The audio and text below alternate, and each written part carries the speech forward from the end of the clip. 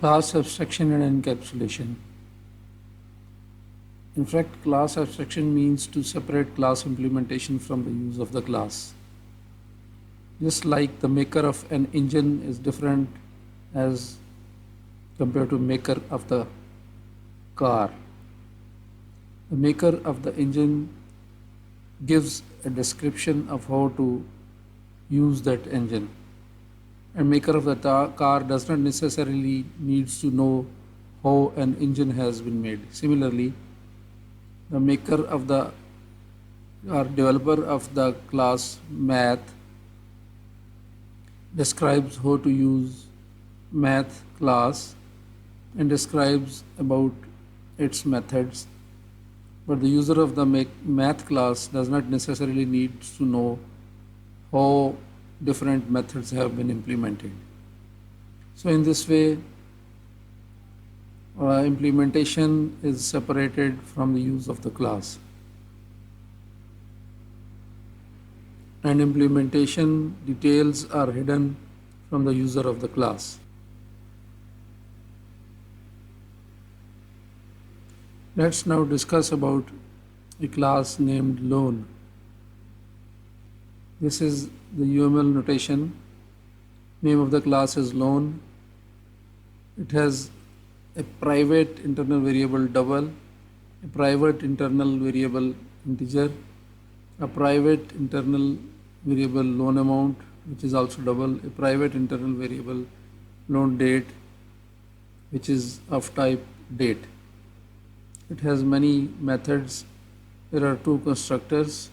One is no argument constructor, and the other is a constructor with 1, 2, and 3 arguments. It has 1, 2, 3, 4, 5, and 6 getter methods and 3 setter methods. The constructor is to construct the class. Get annual interest rate returns the annual interest rate of this loan. Get number of years returns the number of years of this loan. Get loan amount returns amount of this loan.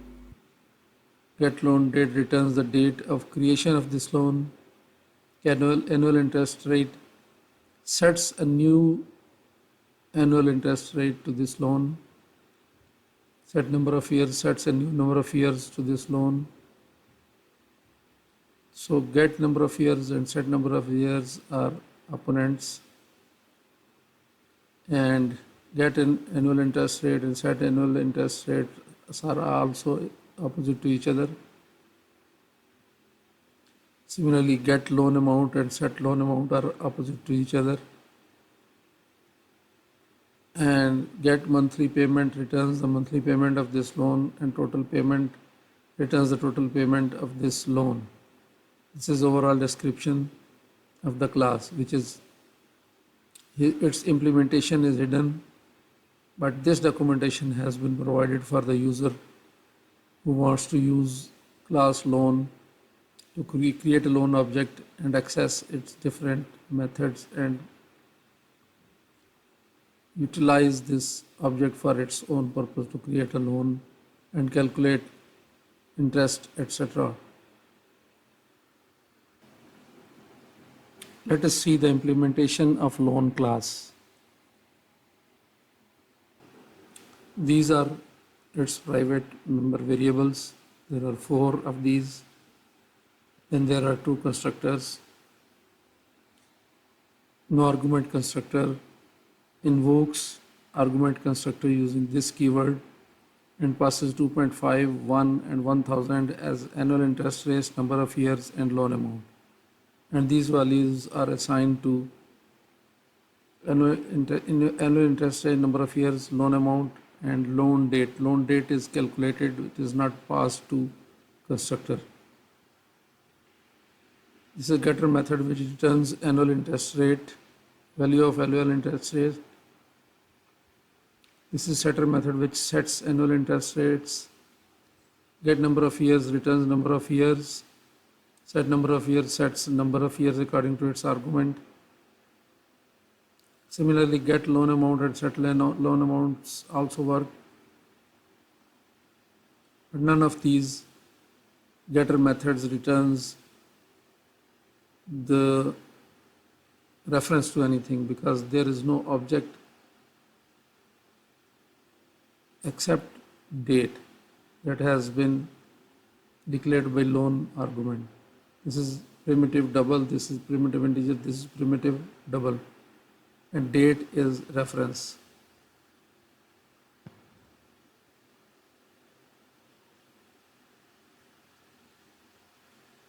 Then get monthly payment calculates monthly payment and returns it. Get total amount calculates total amount and returns it. And get loan date returns loan date, and this is the reference. So remember that this is not an immutable class because loan date can be modified by the user of loan.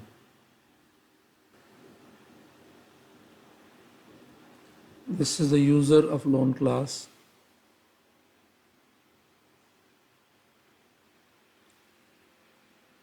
This is the main method of test loan class, which has created a scanner to read input from user. It gets annual interest rate, number of years, and loan amount from the user, and then creates a loan object using loan is equal to new loan, annual interest rate, number of years, and loan amount. There is nothing to explain. And then it uses system.out.printf to print the loan was created on particular date. Date is stored by calculating internally when loan object is created. The monthly payment is this, the total amount is this.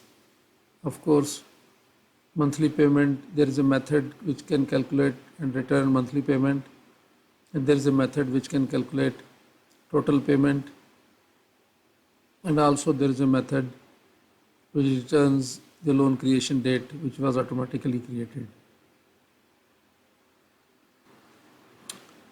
Now let us run this particular application and see what is the result.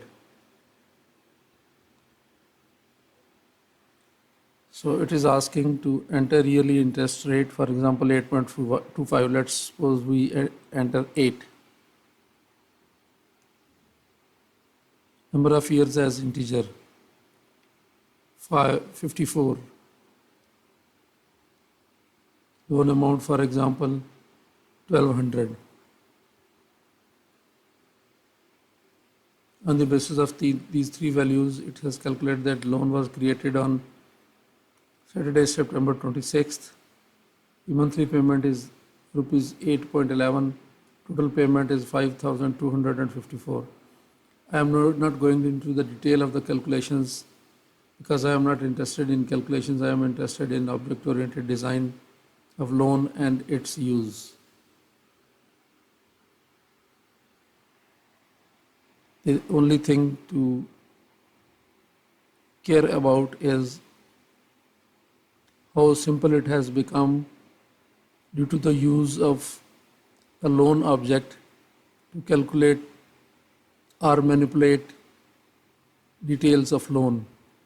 You only set interest rate, number of years, and loan amount, and you use its getter methods, get loan date, get monthly payment, and get total payment to calculate these things. Even if we don't know how get monthly payment and get total payment have been implemented, and it is quite possible that loan class is implemented by somebody else and he has given us only the class file, not the Java file, so we cannot find out. So the loan class is basically black box for us. We only know how to use it because maker of or developer of loan class has given us the detail of how to use loan class.